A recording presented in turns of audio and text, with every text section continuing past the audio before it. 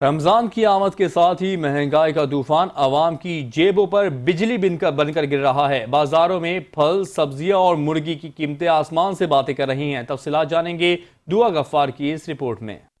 کراچی کی مختلف مارکیٹوں میں رمضان کے بابرکت مہینے میں بھی مرغی کے ریٹ آسمان کو چھو رہے ہیں۔ دکاندار سرکاری نرخ نامے کو نظر انداز کرتے ہوئے اپنی مرضی کے دام وصول کر رہے ہیں۔ ہمیں جو ہے 740 روپے جو ہے پر کے جی لینا پڑ رہی ہے۔ یہ تقریباً 550 600 تک کی جو ہے لمٹ ہے اس کی۔ دکانداروں کا کہنا ہے کہ وہ بھی مجبور ہیں کیونکہ فارمرز اور ہول سیل مارکیٹ سے ہی اشیاء مہنگے داموں پہ مل رہے ہیں، جس کی وجہ سے انہیں بھی قیمتیں بڑھانا پڑ رہی ہیں۔